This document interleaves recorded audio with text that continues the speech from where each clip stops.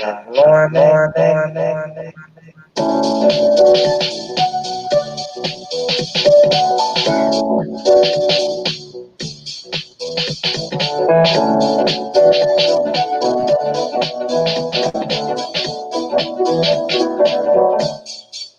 Let's talk about fish, baby. Let's talk about you and me. Let's talk about all the good things and the bad things that may be. Let's talk about fish.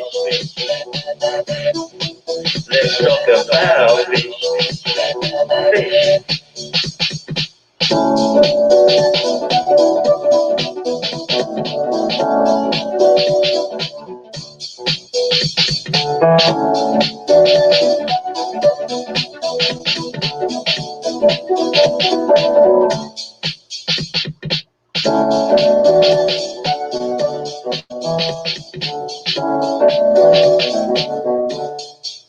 Let's talk about fish, baby. Let's talk about you and me. Let's talk about all the good things and the bad things that may be. Let's talk about fish. Let's talk about fish.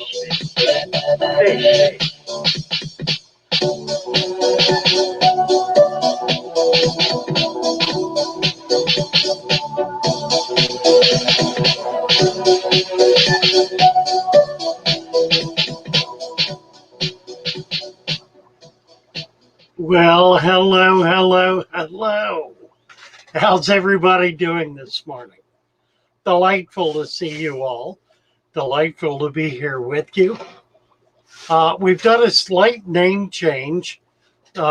Started calling ourselves the Fish Forum. So we'll see if that catches hold. We're simply trying to find a way to reach out beyond the little circle of friends that comprise each of us and try to reach the wider world of YouTube fisheries.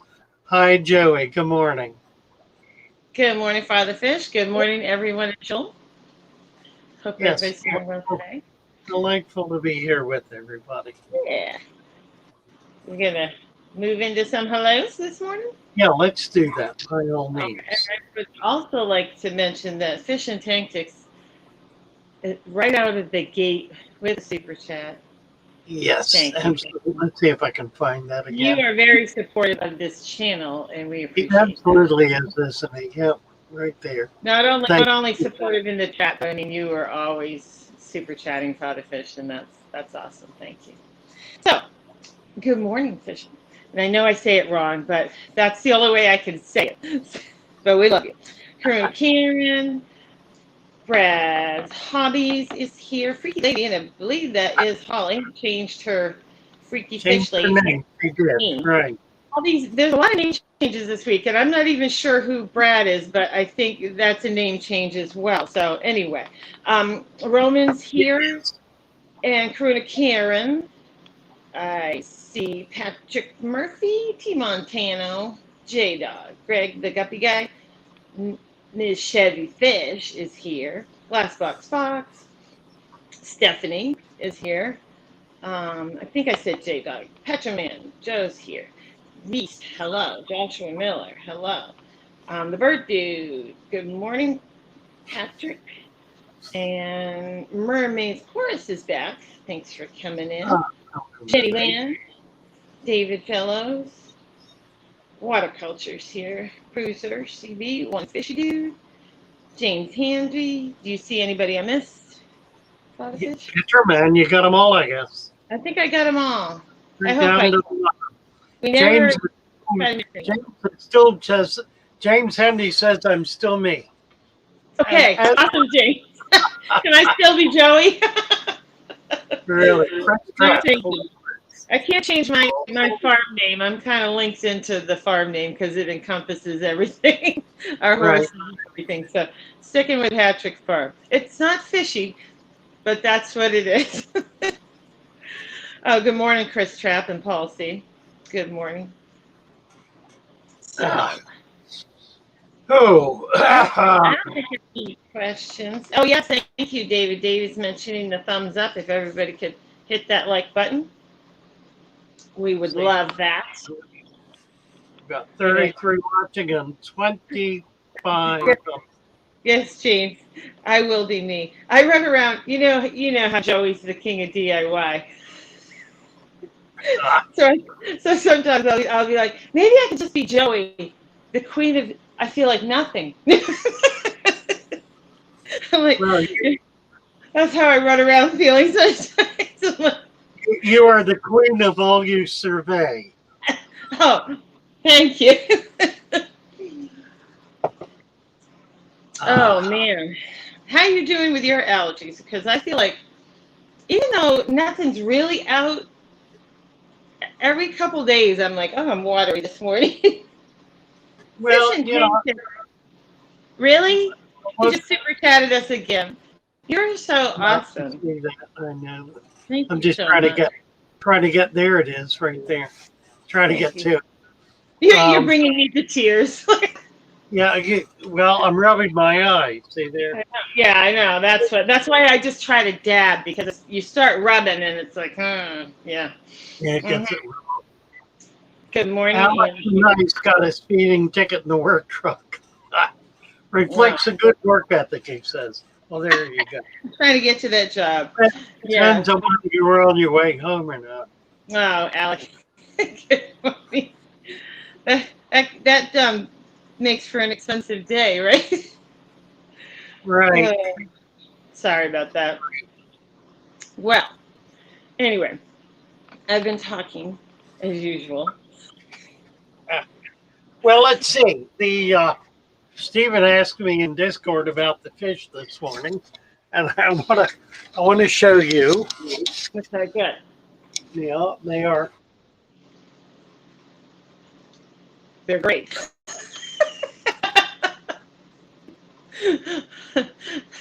Hello. I'd like to show you my fish this morning. And they're spawning again as usual. They are it's been like 2 weeks of activity in the tank. They're all happy. They are happy, happy, happy. You know, he's going to come back because he wants to show us his fish. Anyway, Mr. V, CPDs, welcome. Welcome this morning. And I'll just remind everybody to hit the thumbs up again. That would be great. He unplugged his camera or something. he's not exactly popping right back up. So, yeah, I don't know. And that might be a struggle because I don't know where it's plugged in. So anyway, yeah, my fish are doing great. No problems. They're on fire actually. They've been gnats. So, but it's a good sign. Fish are breeding. They're healthy and happy. So we're gonna go with that. Oh, I know. Fishing Tactics is like I said, a great supporter of this channel. It's amazing. So consistent. Appreciate it. And you support other channels too. It's not just this channel. So you're just out there supporting the fish fam. I see it. Anyway, what do you guys want to talk about? The bird dude says, I learned last night that ghosts are ruthless predators. Ghost shrimp. Don't listen to me. My camera just whacked out. Well, I wonder if you unplugged it. I said maybe he like unplugged it accidentally. It might be hard to Kind of what I thought. get it plugged in. It's not working at all. Oh. Yeah. Anyway. Oh, the bird dude. Yeah. Yeah, don't ever put your fry in with anything like that. Because, I mean, the bottom line is everything's a predator. If it's bigger, you can eat it. It's going to. It's just nature. So keep your fry by themselves. That's how I do it. And then, because otherwise, I don't even put large snails in, When I put them in, I put in really small snails. I don't put in adult snails. Put in baby snails. Welcome, Lee. Good morning. Good morning, and hello, Mrs. Moose. So, okay, you wanted to show us your Yeah, just I'm so sorry because that is discouraging. I hate to hear that, but yeah, just don't do that again. The You'll get, bird. you'll get more. You'll get more. Good morning, Howard. All right, so you're going to show us your fish and how they're doing, correct? Yeah, except now I can't. Okay. Well, tell us how they're doing. You can kind of see them back here. They're There they're they down. are. They're in the water column and they're swimming. They're swimming around, right? And they're acting perfectly normal. So did you do the second dose of general I, care? I did. Okay, I need to do a water change today. yep. And then But- you'll do. So see, I told you it wouldn't get fixed in 24 hours. You think that's better? You were expecting too much in 24 hours, but the fact that they were still alive was encouraging. Well, they And were now better by yesterday evening. By 7 or 8 o'clock last night, they were swimming around normally. yeah. So, So, well, good. Yeah.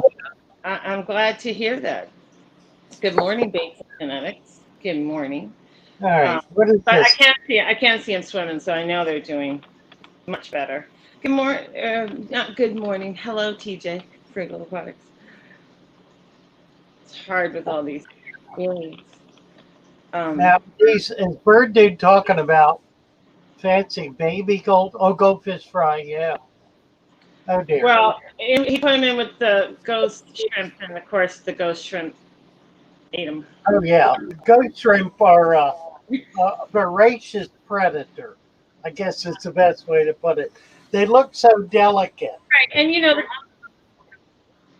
but the babies go down to rest, and they snap Yeah. them at night. They snag them. Well, Yeah, and the babies it's are not unfortunate.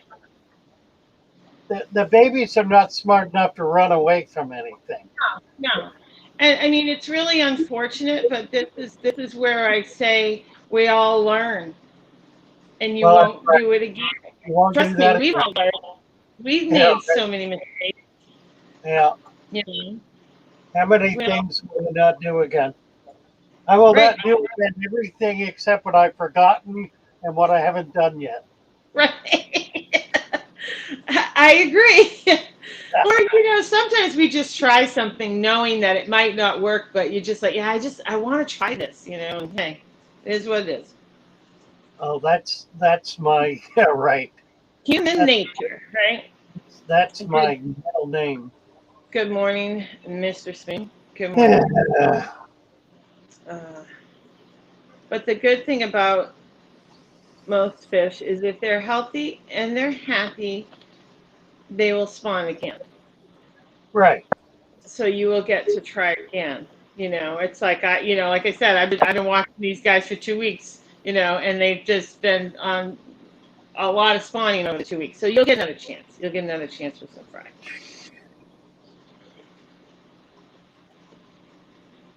I am totally distracted this morning. I know you are. I sit down. You misplaced something, and you know how that is. It's just in your head. I sent out a Western Union last night, and I've lost the receipt, and so I can't give the recipient the tracking number. And apparently they did that. I don't know. I hope they can help you with it. Yeah. I hope so. Yeah. Otherwise, I'm just out the money, I guess. I don't know. Yep. Ah. I hate to say. Okay, we'll try to get off of that. If anybody has a question, could they drop it in the chat? We got to distract him because I was sitting backstage and he's like rifling through. He's looking in drawers. I could tell he's looking for something. I thought you'd lost your phone. You're just like. Yeah, I have no idea. It probably fell out of my pocket. It's a big, thick, long sheet of paper, about 3 foot long receipt. Yeah.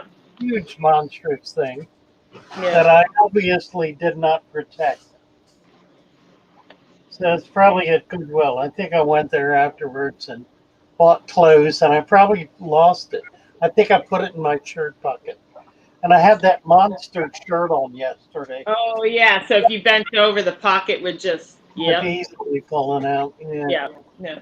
Good morning, Schwans. I don't know if I said good morning. And Jenny Lynn, I'm not sure if I said good morning, but good morning. Good morning, the bird dude. Yeah. Okay. So could somebody give us a question so we can distract him? He's going to start thinking about something else. Really? Let's see. Mrs. Moose. Want to breed Hillstream loaches and try a filterless tank just to power it for water movement. Well, that's the thing about Hillstreams. They really like a lot of water movement. Yeah. The best tank I've seen for them is one that has a big centerpiece and a power head in one corner that's flowing water around the centerpiece. So it creates a current like a whirlpool effect. And the hill streams really seem to like that. Yeah, I looked in the van, Ruben. I need to look at Ben, but I didn't see it. Yeah. Lee. Lee tried CPR on a frog, but it didn't work. What did I do wrong? I don't know. I mean, you just don't want to get caught smooching frogs. Yeah. I don't think. Frogs are different. You have to kiss frogs. Not I was just going to say, Lee's just off here smooching frogs, you know. Right. He's trying to distract you, Father Fish. Yeah. Besides which, frogs turn into princes, not princesses. That's right. Stop smooching frogs. Right. Patrick, Father Fish, I believe, has some plants for sale. Where do y'all like to buy plants? I do. I've got a I think you just put out a video, didn't you? Yeah. Well, there's a video up this morning showing plants that we got in some time ago at the shop. It's really nice and has a lot of very cool plants in it. Okay. Thank you, Naresh, for finding that and putting it up. Cool. But you have some currently for sale. Do you have them? I do. Yeah. I can do. What I've got is 6 select bunches, so no choice. But you get 6 bunches for $25 plus $20 shipping, so it's a pretty good deal. Yeah. Oh, good morning, Chris. Yeah, Lee said sue Chris to frog him and turned into a toad. You're not a toad. You're not a toad, Lee. You're right. You may think you're a toad, but you're not a toad. Oh, dear. You talk about, Like the nice. Can you talk about an anoxic filter paired with deep substrate? Go for it, Ellen. Go for Fish, it. the bird said not fish, but can you talk about axolotl? Are they compatible with fish? Other needs? So you talk a little bit about care and. Yeah, they are compatible. The problem with axolotl is that they like cooler water. Down in the low 70s, like 75 highest. You can keep tropicals at those temperatures. You can keep fish with them. There are a few problems. There are certain fish that are nippers. And because the axolotl has these very filling gill structures, they can get nipped at. And I've seen that happen where certain fish like barbs and others will nip at those gills, the gill extensions, and actually. It's like worms. It looks like worms. It looks like something edible. Yeah, right. So you want to be careful about that. Make sure they're not with something that's going to nip at them. Generally, people do not keep axolotl with other fish. They're safer kept by themselves. Yeah.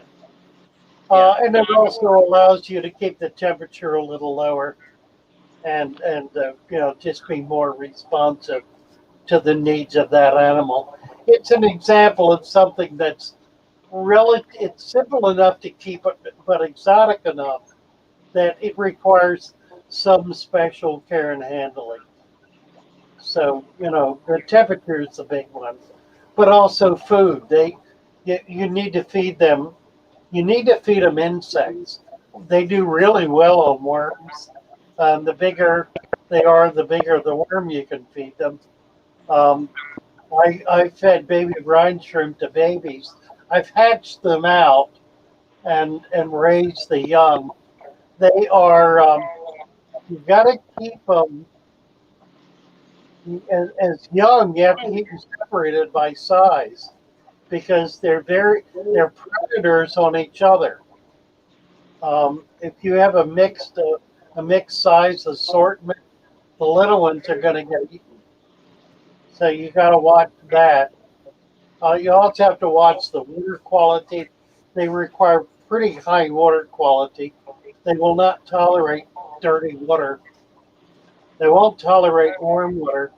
Now, another thing that's interesting that happens to them, they are actually a tiger salamander that got lost in some caves in Mexico, deep water, deep river caves in Mexico, and could not get out of the water, and so they their development into full-fledged salamanders was arrested to such an extent that they bred generationally with external gills. They never were able to get out of the water and lose the gills. So an axolotl is really actually is a tiger salamander that's in arrested development.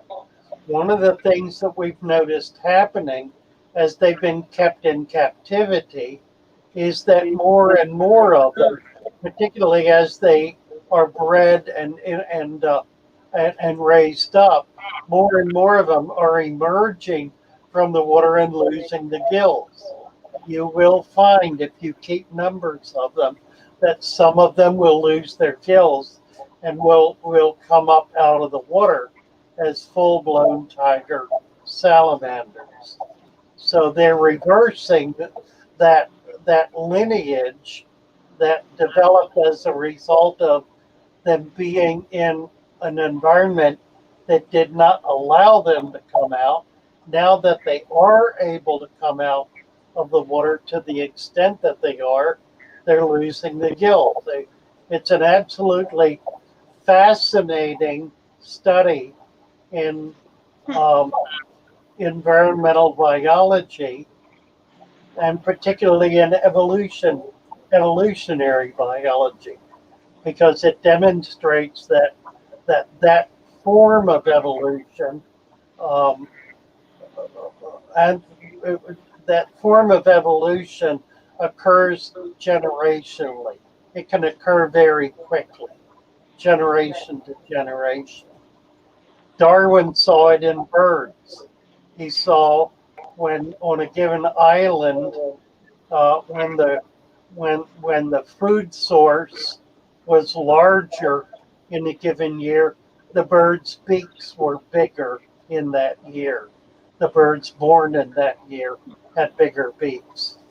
Um, those are the kinds of things that happen very quickly, and they are by any definition an evolutionary development. So it sort of changes their notion of what evolution really means. It's adaptation that can occur very, very quickly. Uh, it can occur generationally. It can also occur in an individual species that will uh, change itself in order to accommodate to a change in environment. Environmental biology, future college degree, Patrick Murphy says.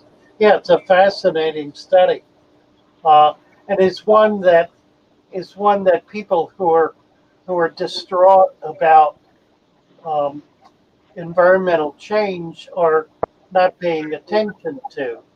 because the reality is that the environment is always changing, and it's always changing in one direction or another. It may get better, it may get worse, but it's always changing. And as it changes, the animals living in that environment adapt to it and change in order to be able to survive in it. It's rare that an animal becomes extinct based on any kind of even relatively gradual environmental change. The perfect example, of course, is the ice ages. Ice ages change and occur every 5,000 years or so. Well, when we go back 5,000 years, we find some uh, island locked animals, like in Greenland, that became extinct because they could not escape the ice age. Others simply moved south in the major continents.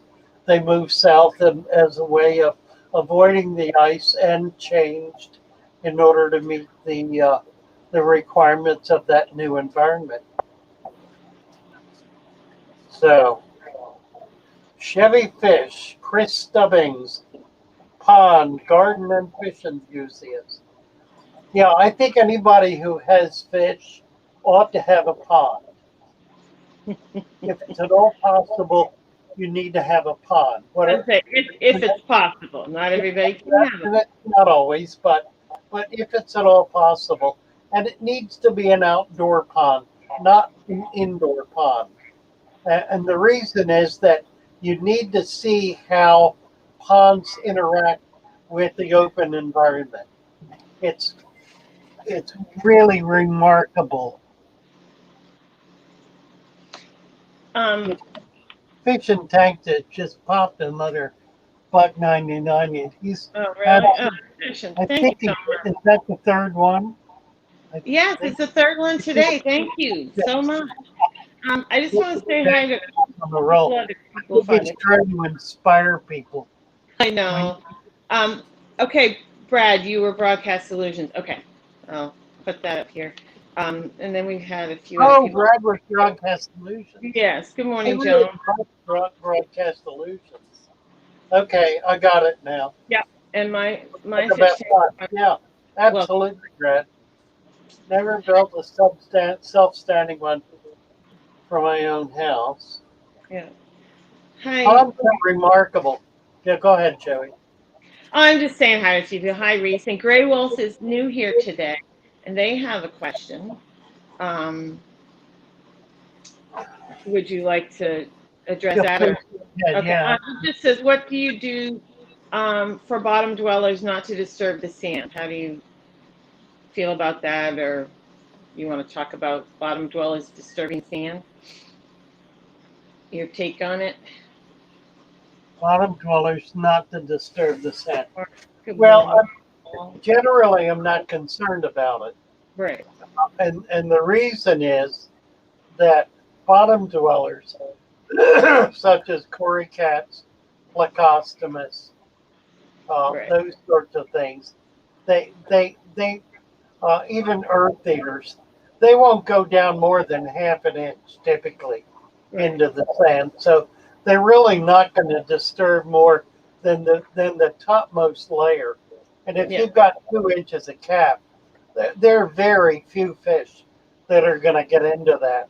Right. And if they do, it'll be larger cichlids that are nesting and building nest pits. And you don't want to do fish like that in a dirted tank anyway, because you'll just have a mess on your hands. Oh, yeah. Yeah, no, I wouldn't do that either. Reese is asking about using CO2 for planet aquariums. If you have a deep substrate, a dirted substrate, you do not need CO2 because the deep dirt creates CO2 and creates it at a higher level, a higher quantity, or a higher volume than a CO2 injector is able to actually put into the water. Now, the other benefit of this is that the CO2 is in the substrate where it can be taken up by the roots of the plants and not so much in the water column, although some gets in the water column, which means that your anubias and ferns and so forth, the tuber plants, well, not tuber, what are they called? Your bulbs. Pardon? No, Yeah. I'm thinking about the orchids, the root system of Yeah. orchids Yeah. that take their nutrition out of the water column. They would also be taking CO2 out of the water column. But that deep substrate, it does release a certain amount into the water column. It controls it. It doesn't stop it. It's not an absolute. The sand is not an absolute barrier. It's a relative barrier. And it's relatively successful and effective as a barrier. So you really can depend upon it.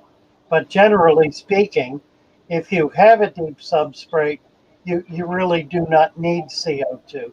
The exception would be some very, very shallow root plants, um, like some of the low bedding plants that don't have roots that get deep enough in a brand new tank to be able to reach nutrition, and those will benefit from CO2. Um, there are a lot of ways to do CO2 though. The simplest way is to buy small bottles of carbonated water, the little 6-ounce bottles of carbonated water, and you dump 3 ounces, 1 ounce per 10 gallons, twice a week into your tank. And it will create enough CO2 in the tank or provide enough CO2 to be able to provide carbon dioxide to those plants that require it. I have a number of friends and hobbyists who use that system. It's cheap, it's simple, it's pretty foolproof. You're not going to overdose with it. The Oceans in San Francisco uses an inverted bottle that you squirt CO2 into, so it dissolves on a continuing basis into the water column. That requires a very, very high level of plants in order to be able to absorb that much CO2, but it also creates that high level of plants. But the bottle is a simple system and it works perfectly effectively. 1 ounce of carbonated water per 10 gallons every 3 days. Good morning, Fish and Wing. Check the pinned post for Kate, James And said. Grass Galore, good morning. I lost the question. Someone was asking if you could go over the nitrites and nitrates in your tank again. I'm trying to find who asked that question, but Ammonia nitrate and nitrite in the Chris Trapp. okay. 923. Can you talk about ammonia nitrate and nitrite in the aquarium? That was it. Yeah. Yeah. Well, starting with ammonia. Ammonia is a waste product. Typically, it's a waste product from fish. We find it most commonly as a waste product from fish. Ammonia is toxic, particularly in water with a higher pH. It's increasingly toxic. As water becomes more and more acidic, ammonia becomes less and less toxic. Don't know why, it just does. I've never had soft acid water, so I've never tried to figure out why it happens. It's sort of a knowledge on an as needed basis. There are things I know nothing about because I have never needed to know anything about them. and I only study the things I need to know about. I'm not an encyclophile in that sense. Um, Ammonia is sufficiently toxic and sufficiently volatile that it is attacked voraciously and instantaneously by various forms of bacteria.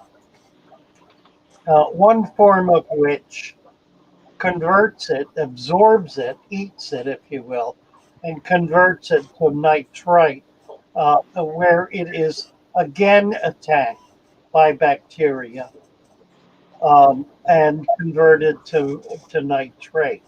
That process of denitrification, or the nitrate process, or the nit or the ammonia chain, or whatever it is you want to call it, uh, occurs automatically, if you will. It occurs in any environment. Wherever there is ammonia in, in an aquatic environment, it will immediately be attacked by bacteria, be broken down into nitrate. That nitrite will be broken down immediately into nitrate, where it remains. Nitrate is taken up by plants and is broken down in anaerobic layers into its component parts, which include nitrogen gas, which is released into the environment. Nitrogen gas being the most plentiful gas in the environment that we breathe. So it's not in any way toxic. This process occurs in such a way that fish moving into a pristine environment, that is to say, new fish being put into a brand new tank, provided they are not fed for at least the first week, will generate out of their own bodily wastes enough ammonia, enough waste to begin this process. And as the process takes hold and begins to create increasing volumes of bacteria, additional waste product can be dealt with. If you overload the tank with waste at the very beginning, it will simply create more waste than the available bacteria is able to compensate for, to deal with, and to break down. And that will create an environment that the fish will not be able to survive in. It'll be too toxic an environment for the fish. So the fish require that waste be broken down in order for them to be able to survive. Now, the plants will do fine. Plants can absorb ammonia directly. They don't need it to be converted to nitrite or nitrate, although they take it up in all three forms. So putting plants in, and lots of plants, at the very beginning of your tank is recommended. It will help to make the tank sweet, will keep it from fouling, will take up that excess waste and excess ammonia right away and provide a healthier environment for fish. So you introduce into a brand new tank plants early and often, fish slowly and gradually. And by that I mean you can put a pair, two, three, four, five little tiny fish in a brand new tank that's 1 hour old, and they will do fine provided you've got a lot of plants in there and you're not putting food in. Because the minute you put food in, you've created an ammonia bloom. That ammonia bloom will kill the fish. So you don't want to do that. Let them peck around at the plants and find other things to pick on. They're pretty good at that. Let that go for 3 or 4 days before you put any food at all into that tank. By then, there will be enough nitrifying bacteria built up in the tank to be able to handle some bioload. So you can begin feeding very sparingly. You can also add fish. My recommendation is a few fish a week. Um, I don't have a formula for this, but if you're putting 1 inch fish in your tank, and by that I would mean 1 inch or smaller. Um, I would do like 3 to 5 at a time. You could do a little more. You certainly could do less. You could do 6 or 7. You could do 10. That's kind of pushing it. 3 to 5 fish at a time, once a week. So by week 2, you've got 6 to 10 fish in the tank. By week 3, you've got 9 to 15 fish in the tank. So within a month, you've got a tank full of fish, and they're going to be happy, stable, healthy, provided you've also got plenty of plants. Start off heavily with plants, and start off with plants that grow fast and easy. Don't start off with hard plants. Start off with easy plants. Plants like Anacharis, Kabamba, Vallisneria, plants that are going to jump up and just take off and grow like weeds. A lot of the Ludwigia will do that as well. So those are a couple of good starting places for getting that early tank started. And again, this is all based on doing a deep substrate, doing 1 inch of dirt, 2 inches of sand, fill it with water, get some fish and plants in it right away and let it rip. So there you go. I lost track of the question. Nitrification. Yeah. Gray Wolf wants to know if they can add a layer of gravel over the sand for the bottom dwellers. Yes, absolutely. Right.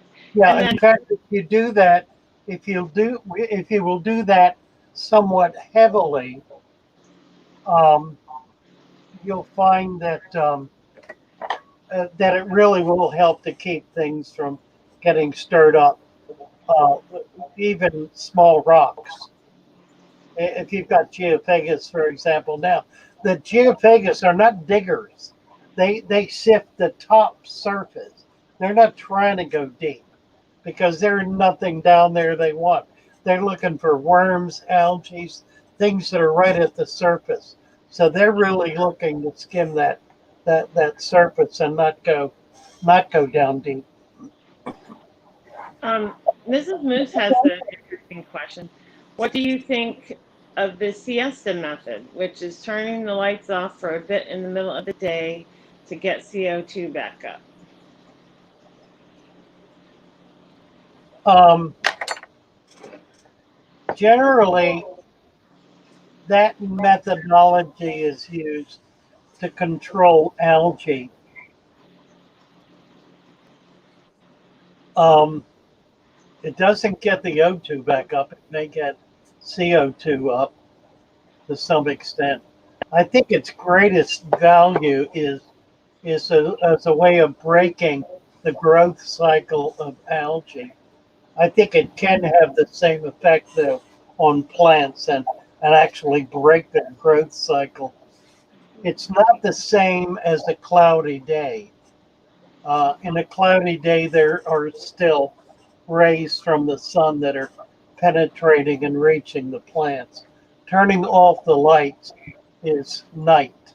It's not. Um, it's not cloudiness. So I've done it a few times. I haven't found that it's been particularly valuable, but I've not really studied it deeply enough to have a strong feeling for it one way or another. Um, Try it and see what happens. You know, you may discover some things that you find highly beneficial. Oh, wow. Good morning, Susan. She said they're all safe after the storm, no damage at the house, but over 20 tornadoes in the past 20 hours. Shoot. Oh I my didn't God! realize it was that bad where you were, Susan. I'm glad you're okay. I'm glad everything's okay. Wow, Good to hear. And good morning, Ross. wow! Um, yeah, scary, I should say, scary. Fish and wings is it true that one mating from a male guppy will keep the female having fry from then on? No, not quite. Yeah, Um, for a little they bit. can get two or three broods from a single neighbor. They seem to be able to hold sperm in a packet and not fertilize the eggs until after until they've reached a certain stage of development. Yeah. Um, but that runs out. It is true, however, that if you're breeding guppies, if you're line breeding guppies, uh, you really want that first spawn from a virgin guppy. So it's important to separate the males out before they're able to fertilize the females. Get them out of there as soon as you see the gonopodium begin to thicken, before they're actually mature, and then raise those females to the point where they're larger, not babies, not juveniles, but larger, more mature, and then put them in with the male of your choice, not their choice, your choice. Good morning, Millions and Sons. He says, thank God. And um, I had something else. I don't know where it went. We were talking about that, talking about that. Oh, Father for Ships on feeding Rapashi, Alec S. Rapashi, Good morning. I've only used it once or twice. I kind of like it. It's sort of gimmicky. Um, I find I don't know. I guess I'm just old fashioned. It seems to me to be nothing, to be much ado about nothing. Um, it's a way of creating a gelatinous food that Right. where you're mixing food in with essentially Jello. Uh, some of the with not quite the thickness of Jello, but roughly of that consistency. Um, it makes it kind of easy and fun to feed. It is a way of being able to mix varieties of food um, in a single paste that the fish will be able to consume. I don't know. I've used it a few times. I kind of got away from it because it just seemed to me to be a lot of work doing something I could do without doing all the work. I'm a very lazy fish keeper. Uh, Hi, T-Bone. Um, and fish and wings. You know what you can do with those babies if you don't want to keep them. Sure, I'm sure you can find a way. You know, if you don't want to be overrun. Here's at 9:48. Susan is saying our weathermen and women are awesome. We were clear to go to bed after midnight. The storm moved over faster. Wow, awesome. Good. I Remarkable. mean, awesome that they kept you informed. That's what I mean. Awesome that they were able to let you know it was okay to go to bed. I can't imagine. I Yeah, can't. absolutely. Susan Roz is another one of my sisters. I don't know if you know that. I know she's talking to my sister. Chevy Um, Fish is saying that the longest her females produced fry without a male once she's bred was 5 months. Now, was I was that gonna say five different batches or simply one or two over a period of 5 months? that's what I'd always thought is that they could hold up to about 6 months, and that was about the end of it. So Yeah, yeah.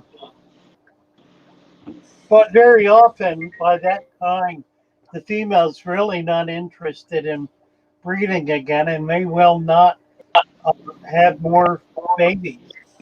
It's really typically the youngest females that have the healthiest babies, and anybody who's breeding, line breeding, guppies, or anything else for that matter, live bears, they really depend on that first batch from the young uh, as um, they're grown up population that's going to be sold.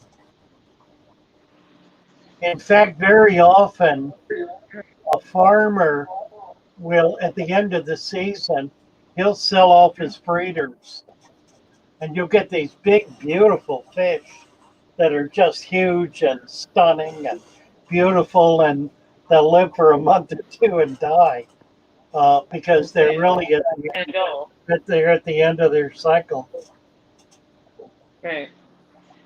Oh, Mrs. Moose, you got some peacock gudgeons? Oh, Awesome. that's nice. That's Yeah, nice. they'll pretty up. Yeah, you're right. Their tails will pretty up, but that's awesome. Good for you. Pretty fish. Really. Pretty fish. Yeah. 85 watching and 47 thumbs up. We do get behind on the Oh, thumbs up as we get along, don't we? yeah, we have to ask. So hit the like button. Thank you. Yeah, one other thing, well, we got a whole bunch of people in here. I wanted to invite you over to Joey's channel. Um, Joey has a remarkable channel and is a remarkable woman. She doesn't tout herself nearly as much as she could, um, but she has a great deal to be proud of, including her fish, but also her farm, her horses, her businesses. So much about her is amazing. But her fish are remarkable, and very few other people are really trying to do what she is, and it's something that's really worth paying attention to. So, plug in, get over to her channel, sign up, um, and become a part of this. She's got more videos that will be coming out shortly that I think you'll all Yeah. appreciate. Well, thank you, Father Fish. And yes, I'm working on just a cute little video. And I actually was working on it last night. So I'm just, you know how you try to get footage and they don't go in the direction you want them to go in. It's like you can't take pictures and trying to get the footage. But I'll have something coming out very soon. A new little one, a shorter one. Good morning, Carrie. How are you? Science gal. Thanks for coming in. Chevy's talking about Every channel. Yeah. Smashing the like button. Yeah. What'd you say? I'm sorry. Say what? Oh, I didn't know what you were saying. Sorry. We always have a little bit of a lag, so. I was talking about Chevy's postalids. Oh, okay. Her postalids. Fishing wing. I'll get the link. It'll take me a minute. I can go. No, grab let's get a link up. If somebody could post the link to Joey's channel, I can please. do it. It'll just take me a minute. A very good chat manager, she certainly is. Better than I am. Oh, I would say I'm not the best at it, but I try. Oh, Chevy just got it. Okay, thank you, Chevy. Thank you, Chevy. World's smallest fish room. Johan, hello. Yeah. How are you today? World's smallest fish room.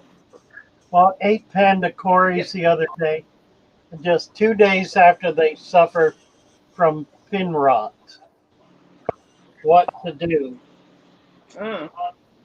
Oh dear. Well, 2 days. 2 days.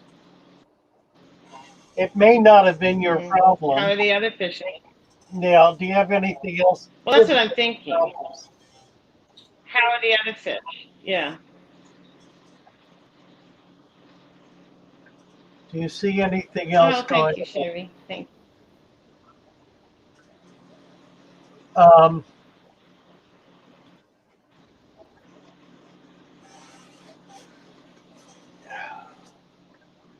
Corey's you. Well, yeah. Corey's can have problems based on a dramatic Thank you. change in water parameters, which may, although probably doesn't, have nothing to do. That's a triple negative. That's confusing with a parenthetical expression thrown in the middle or two pollution. Now, none of which I just said makes any sense because it was too much into my own brain. So let me say it again easily.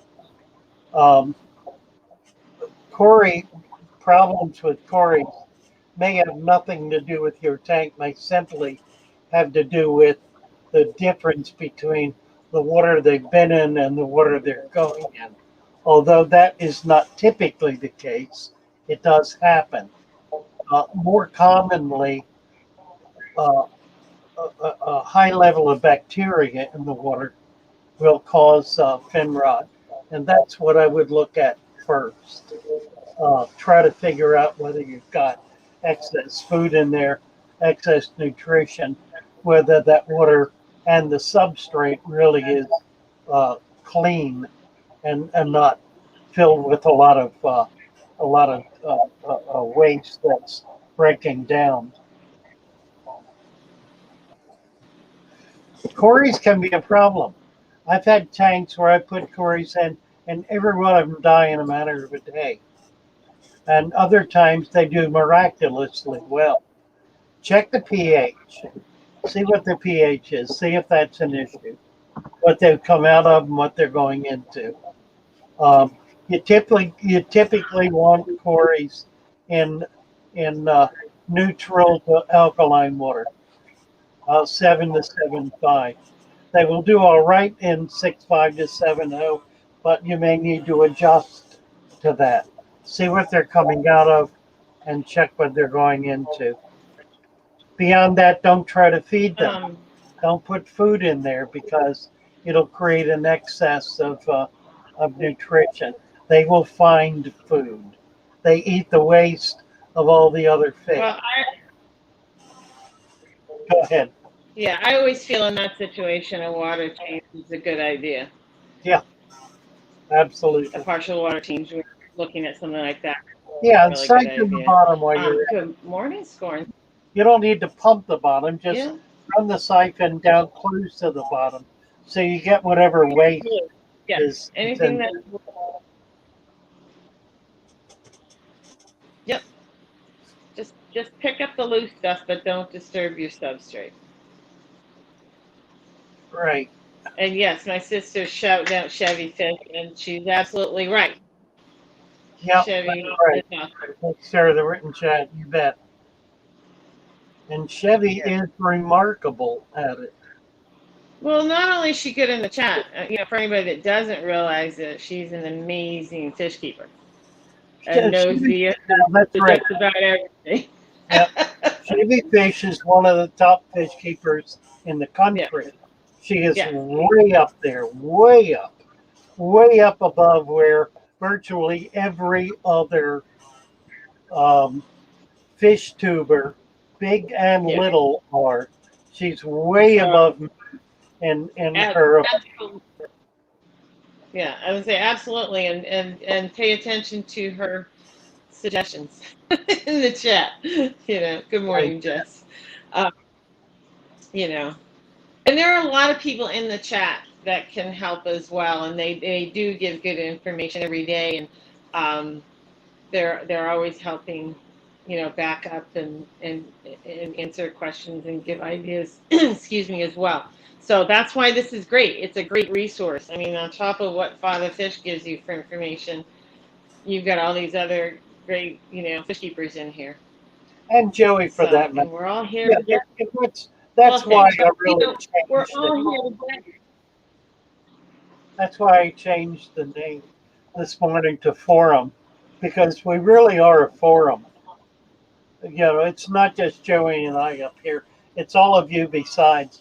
We're participating in a forum that provides a wealth of information on whatever the topic of the day is. And the topic of the day is whatever we as a group decide it is. And it doesn't really happen Pretty until much. until we're here together talking about it. And that's where the topic is given And rise. Yeah, And that's why I say there's, without the show, there's no show. And that is true. The show, you dictate the show. The flow every day is different. And yes, we talk about a lot of the same things every week, but it's different. And I think we also have to realize there are a lot of new fish keepers all the time, and they need that information. I realize for some people it's like, oh, we've heard this 100 times, but they have not, and that's why they're asking. So we also have to be patient with right. all of that too. Joey, I'm going to jump off And here. remember, not everybody's. Well, I don't know what he's doing. I guess he's taking a break. But I think that's important because I know that somebody that's been keeping fish for a long time is like, oh, do we have to hear about that again or that again? And truthfully, sometimes maybe you're not feeling like you want to answer that question again that day, but when that new person comes in and they need that question answered, they need that help, they're trying to figure out where to go with a new tank or problem or whatever, that's where everybody has to help. And I know you're all really good at that, but I mean, I think there's the occasional person that is just like, oh, I've heard this 100 times, and we've said it 100 times, but it's the way it is. And oh, Roman, you have some people that copy and paste from the information.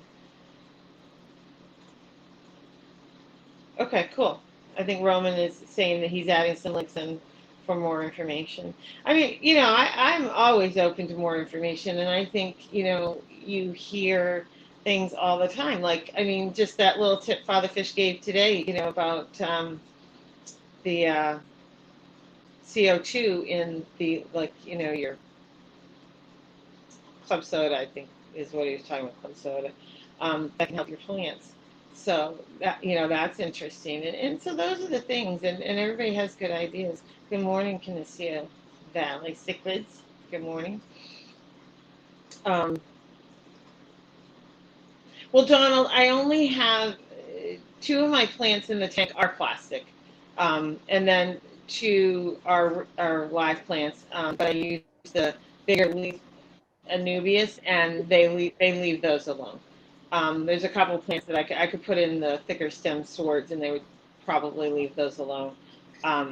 But that's how I choose to do it. I have a mix. In the tanks, in my baby tanks, I have more live plants. But as they get bigger, I keep a mix of plants in there. But I've just been having a whole whatever while you were gone. And it wasn't all about goldfish. I swear, every time you come back in, I'm talking about goldfish. I didn't talk about goldfish the whole time that you were gone. Well, we were getting a real gap between us, so I wanted to jump off and see if that straightened out, and it seemed better now. Yeah. It seems better now. Yeah. Yeah. Well, I'm hoping, is he still going to come this weekend and do that thing with the antenna? Your friend? Yeah. Oh. Apparently they did come out. Apparently they did come out and do some work on it, because I've got a much better signal today. It seems overall better. Better, yeah. But yeah, tomorrow we get a new device, and a radio signal. Yeah. And it's supposed to be real hot, so good. we'll see how that goes. So, Mr. Jake Andy says What? so many. There was where was this? Well, I basically while you were gone, I was talking about the fact that there's new fish keepers all the time, and they need their questions answered. And we realize that we've all heard this 100 times. We've answered it 100 times, but they need the help, and that's what we need to continue to do Well, is that's right. help people. So I think that's a lot of what the chat is right now. Is that that's what needs to happen Yeah, because if somebody's in trouble and if they're really having a hard time that day, I mean, that could be the day that everything goes in the toilet and they don't want to keep their fish anymore. When they need a simple question yep, answered yep, that yep, could make a difference. yep. Um, and that's, I think ultimately what we hope to do is to help people. Right. And you're getting your messages out as well. But, the overall thing is to be here, to share, and to talk about fish. Ooh. And yes, is it James or Roman? Somebody said there's a lot of misinformation out there. Sure, and I think that's why you need to look sometimes at more than one source, and then it's not at that point you got to kind of filter through it and go, okay, I'm gonna take these three things and go with it. You got to use your own judgment as well. Yep. I don't sell them online yet, Jenny, and that's one of the things I'm working towards. Figuring out what I want to do. So I've talked to Father Fish about that. I'm not ready to. I call it hang a shingle, so to speak. I'm not ready to put a website up and go into this because I have a lot of other irons in the fire, and I have a lot of things that I have to do in a day, and I can't just be in the fish business. So I'm undecided where I'm going with that, but that may be something for me down the road.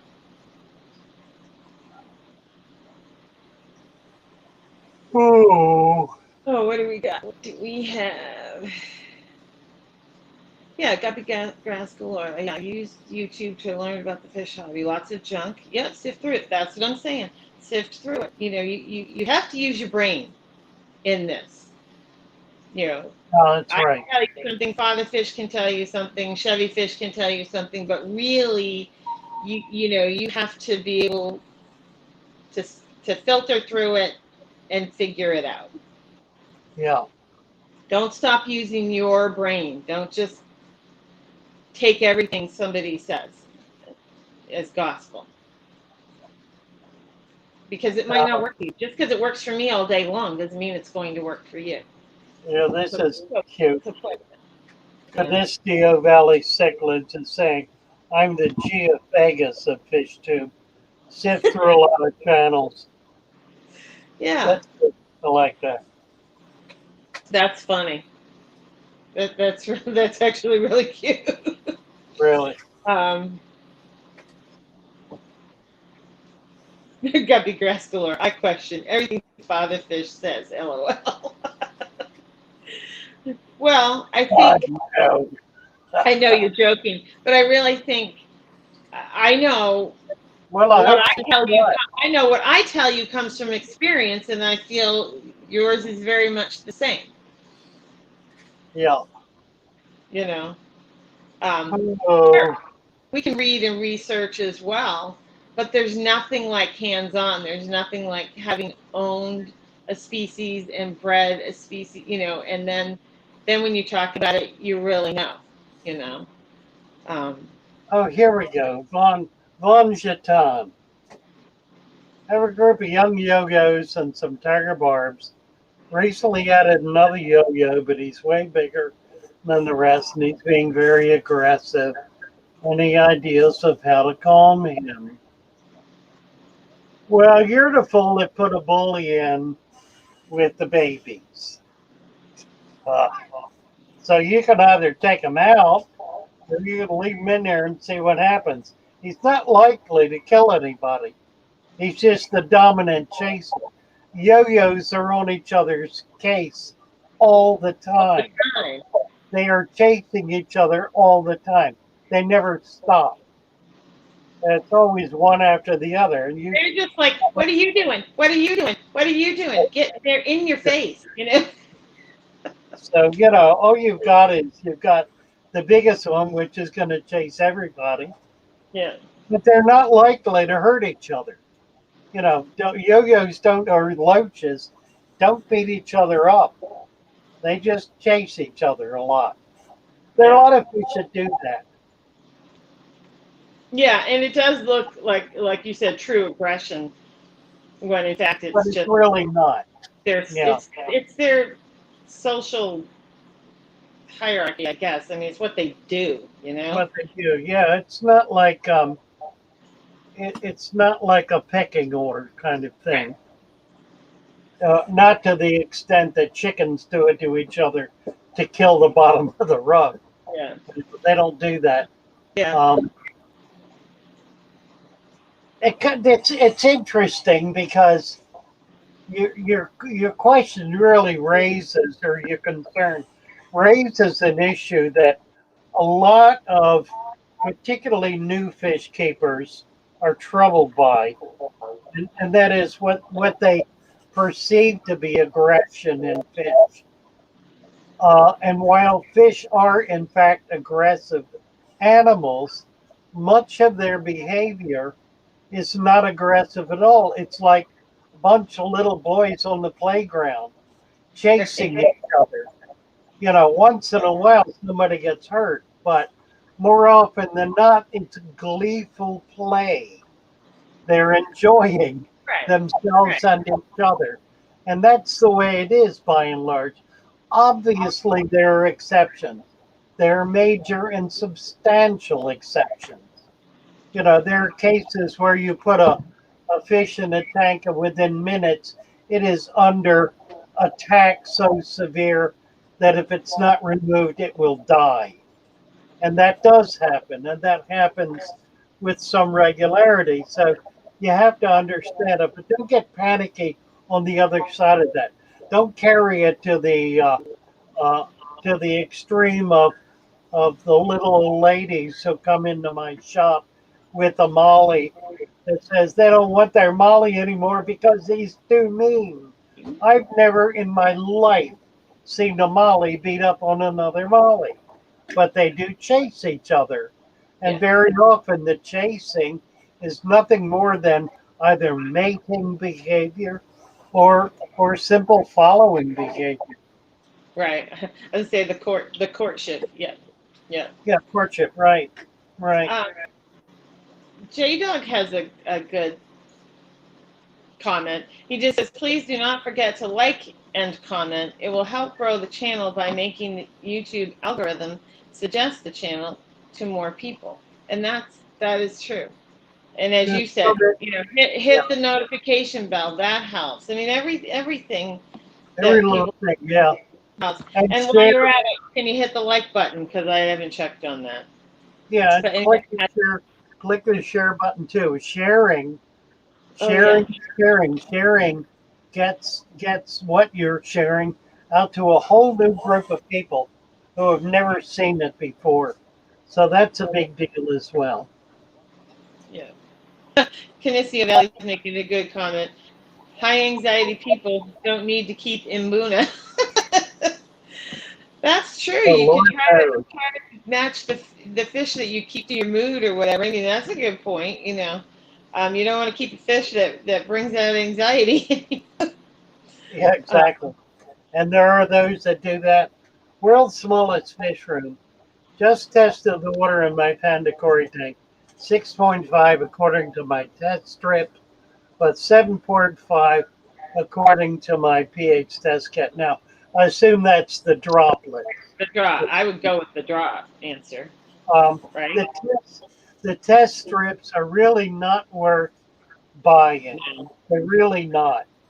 Um, unless they're really fresh, and there's absolutely no way to know that.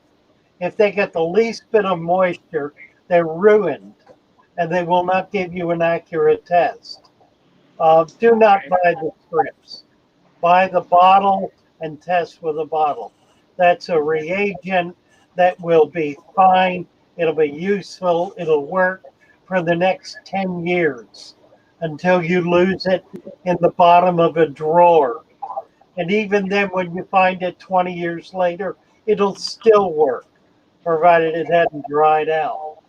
And if it has, put a little RO water in it, and it'll still work just fine. The liquid is fine. The the test strips really are a ripoff. They're not going to give you an accurate reading. Case in point.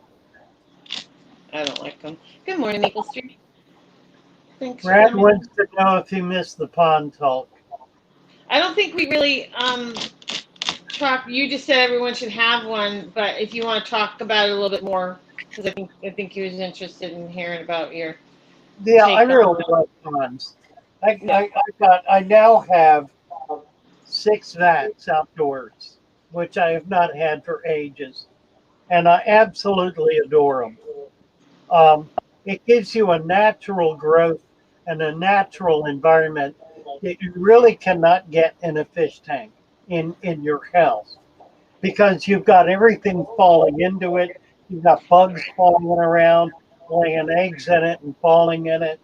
You've got the weather, you have rain, you have the air, the pollen from the air. Everything goes into that tank. And so it gives you a very rich biodiversity, um, which shows every time you look at it. I mean, it's just magical. The water always stays clear. It's always healthy. You never get around to feeding them, which is a good thing because you don't need to. I don't Yeah. have fish in most of mine yet. I'm gradually collecting fish because I want them to be all native. So I've got to get out and do the collecting in order to put them in the tubs. But if you do not have at least a tub outdoors, and you can do that, by all means do it, and do not worry about it. Dump some dirt in it, throw some plants in it, and walk away. Come back in a week or a month, you'll be amazed. Um, yes, Maple Street. This tank does have white trim. I bought a used tank, and it was the old wood grain trim, and the stand was beige, and I didn't like it. So I sanded it all down, and I painted it white. That's what I did. And I actually love it. I'm like, I love the white. Petroman is saying he likes to keep his nitrates below 10 ppm. Discus grow faster and healthier. Absolutely right. The research that's been done on the growth of baby fish demonstrates that if the water for baby fish is changed every day, or even better, if they're in flow through water, continuously changing, that would be water that's dripping new water into the tank or coming in as a thin stream continuously. Those fish grow substantially faster with the same food and the same everything else as fish that do not have their water changed. So it does make a big deal. Is it critical to keeping fish alive? No, not at all. Fish do fine in very old water. But if you want your babies to grow, do water changes and do them frequently. Um, and James is helping with the question, Gray Wolf. But yeah, you can cap that existing gravel with sand, the tank that you have, because you don't want to disturb it. If you got a tank that's a year old, you're in a great place. Just cap it and plant your plants or whatever you want to do, and it will just get even better. You'll have a better tank, better for your plants. Reese is asking a question I do not understand. What does he mean by nitrate bottles? I And think is he talking about CO2 in bottles? Are you mixing that up possibly? shake the nitrate bottles. Oh, is he talking about the test kit? Like when you test it, you're supposed to Oh, right. you shake it and then you let it sit for like 5 minutes, or like an ammonia test. Is that what you're talking about? Got it. Yeah, you're right. That's what he's talking But about. some of them you're supposed to shake for, whatever it is, like however many Uh, seconds or however many shakes. So, in answer to the question, is it really necessary? I'm going to give you an answer, then I'm going to defer to Chevy. The answer is no. And now Chevy can completely and thoroughly demolish my position by saying she Yeah. disagrees absolutely. Yeah, he's saying no, the test bottle. Yeah, I think he's talking about the shaking of the test bottle. Yeah. I think so too. Nitrate test bottle, right. Yeah. Yeah. So, Chevy, you need to shake it for 15 minutes. I never smell nitrate. They I tell you shake to them shake it like I do it about a minute, maybe. I haven't tested.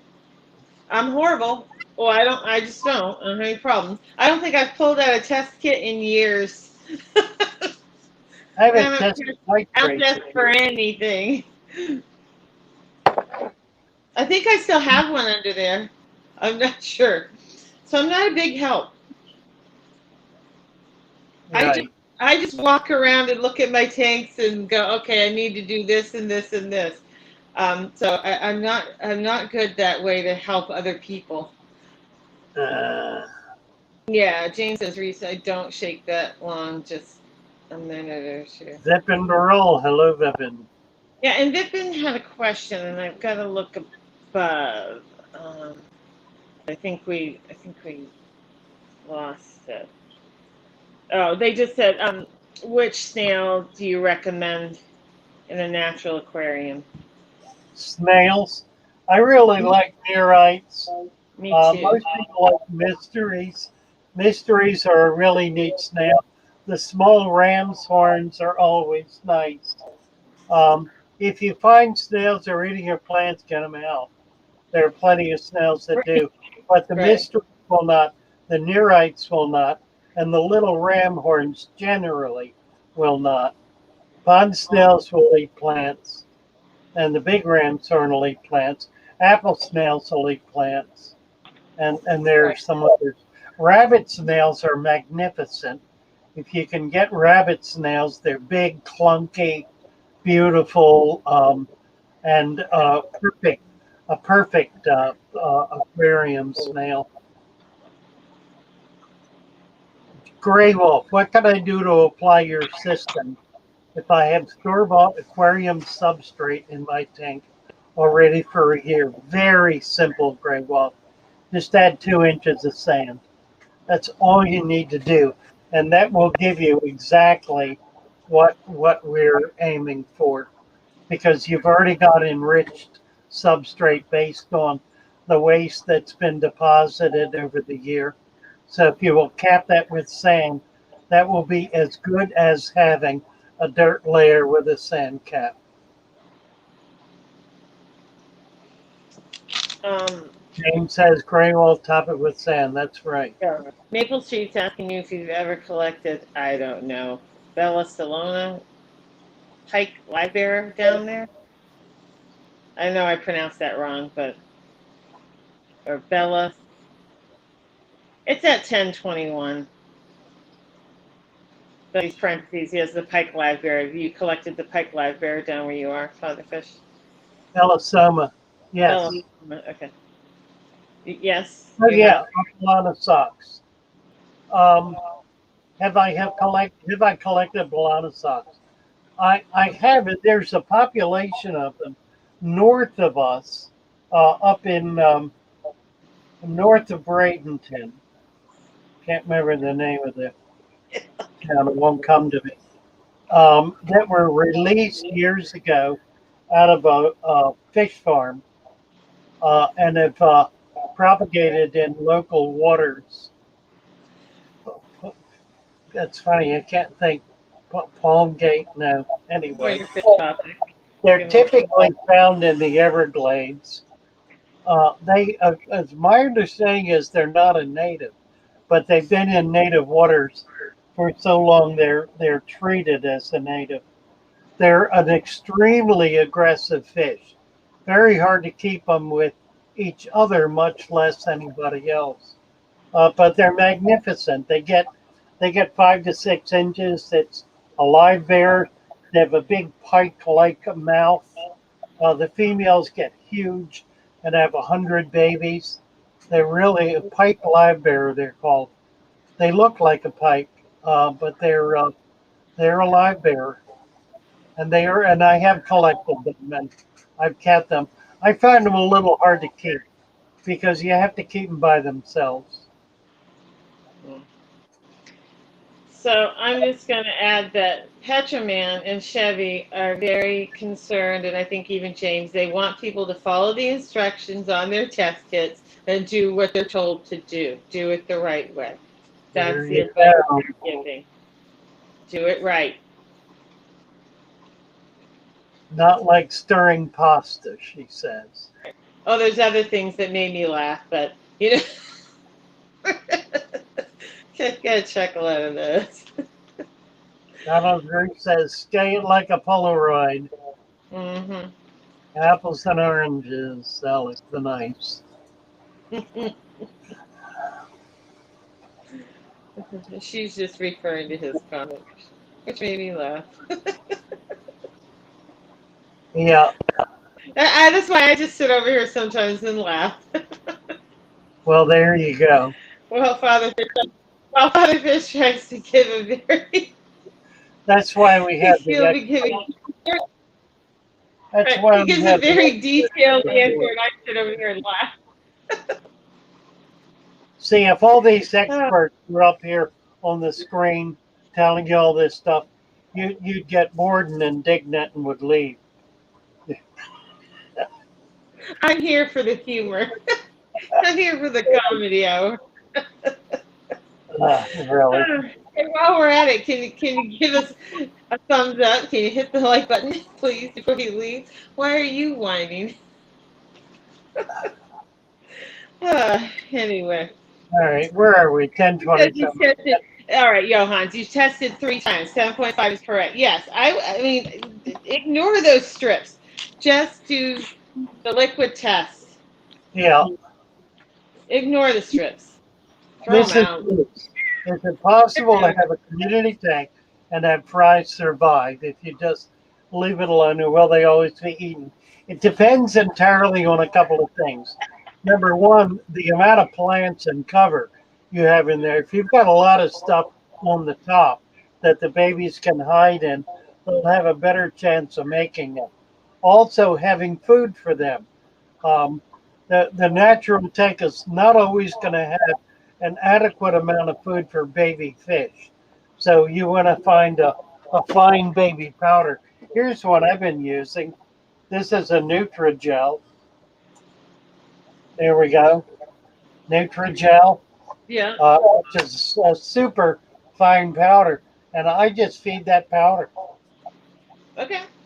And it's at the micron level. Right. So very tiny and perfect for baby fish. Cool. Anything very tiny that's going to float, um, that the baby fish are going to get to first. Yeah. So make sure you've got food for babies. Okay. Yeah. Well, absolutely. Yeah. Don't breed fish or have fish if you're not prepared to feed them. I mean, that's the most disappointing thing and it happens all the time. People end up with fry and they're not prepared to feed them. You got to have food for those babies. Tree 77 has an interesting comment. Father Fish at 1027, and good morning, Big J. Thanks for coming in. It's speaking of nitrate bottle. It helped me to figure out that I think it's Ceru stone was raising my pH. Dropped a few drops on the stone, and it sizzles like crazy. So, Wow. yeah, I mean, rocks can definitely affect things. Chevy's warned about that. I use tons of rocks in my tanks, but and I take risks. I do. I have stuff in my tanks, you guys, it would make you cringe, but that's on me. I would certainly never suggest it to anyone. You know. But definitely be careful when you're adding stones. Yeah. That's interesting. Yeah. Um, oh, hello, Sunset Jen. You love my giggling? Yeah, that's all I do. I was really quiet for till about halfway through the show, and then I guess it set in. I thought I was being very good. I was sitting like a good student and listening to Father Fish. But I guess I had all I could take, and then I started laughing. And once I started, Well, you know, it took me months to get her to loosen up. I just felt like, oh, trust me. I mean, in real life, no problem. I'm quite entertaining, actually. But I feel like, you know, people don't come here to listen to me. So I got to try to tone it down. Well, I've been working on that. It's coming along pretty well. Oh, your brother's been visiting. Yeah, it's late there. Sorry, Jen, but thanks for coming in and saying hi. Thank you. Have a good visit. That's nice. Science gal Carrie says I had pike live bears, Father Fish, and it went well for about a year, and then I lost them one by one. Oh, that's too bad, Carrie. Yeah, that's kind of what happens. That's fairly Yeah, typical. yeah, yeah. Um, I guess I'm missing what James and Johan are talking about because I can see there's a pH thing and meds, so I'm not sure what they're talking about. I'm gonna. We're at 10:30. Yeah, Howard Nice would love some of my white clouds to breed. My white clouds have bred in the past. Their problem the what's going on, Mrs. Moose, I'm sure, is they spawn all the time. It's just whether you can have enough plants for the babies to hide in, or other than that, you gotta separate the eggs out. But they pretty much spawn constantly. But they spawn in the wee hours of the morning for me, and unless you're up early, you don't see it. Right. But I hope you get some. So anyway, yes, thank you everyone for coming in. As I like to say, without the show, we have no show. So thank you for being here. It's fun. It's fun for me.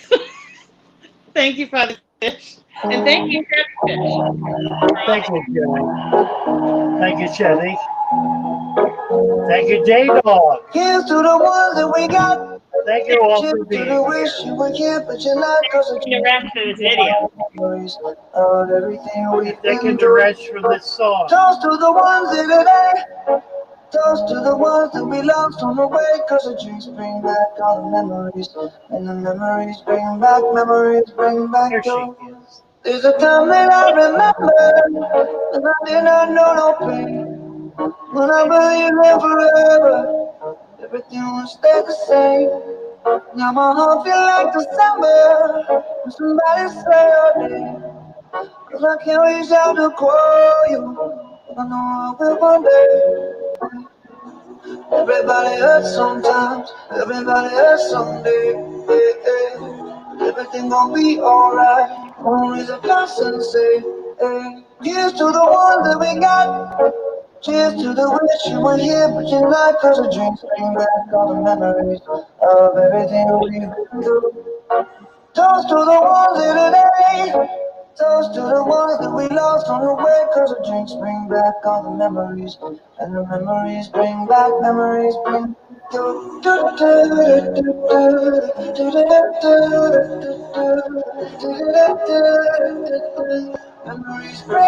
Memories bring back your.